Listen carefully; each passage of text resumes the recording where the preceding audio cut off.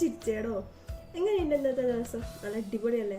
Mind നല്ല clear ആയിട്ടല്ലേ ഉള്ളത്? വേറെ സങ്കടങ്ങളൊന്നും ഇല്ലല്ലോ. അപ്പോഴേ ചില ഭർത്താക്കന്മാര് ഭാര്യമാരെ അവരെ പോയിട്ടൊന്ന് ഹഗ് ചെയ്യുമ്പോൾ അവർ ചിലപ്പോൾ ഭാര്യമാരെ ഒഴിവാക്കാറുണ്ടല്ലേ. നീ ഒന്ന് അങ്ങോട്ടേക്ക് പോയേ, ആരെങ്കിലും ഒക്കെ കാണും, നാണക്കേടാ, അങ്ങനെയൊക്കെ പറയാറുണ്ടല്ലേ. പക്ഷെ അവർക്ക് തന്നെ അവരുടെ ഭാര്യ എന്ന് പറയുന്ന ഒരു കുട്ടി ഒരു കാലത്ത് അവരുടെ കാമുകിയായിരുന്നു അല്ലേ. കല്യാണം കഴിക്കുന്നതിന് ഡേറ്റൊക്കെ ഫിക്സ് ചെയ്ത ഒരു സമയത്ത് ആ കുട്ടിയെയും കൂട്ടിയിട്ട് കുറേ കറങ്ങാനും ബൈക്കിലൊക്കെ ആൾക്കാരെ കാണിക്കാൻ വേണ്ടിയിട്ടൊക്കെ കൊണ്ടുപോകാനും നിങ്ങൾ ഒരുപാട് ആഗ്രഹിച്ചിട്ടുണ്ടല്ലേ. എന്നാൽ ഇപ്പോൾ സ്വന്തമായി കിട്ടിയപ്പോൾ നമ്മൾ അവരെ ഒഴിവാക്കണോ വേണ്ടത്?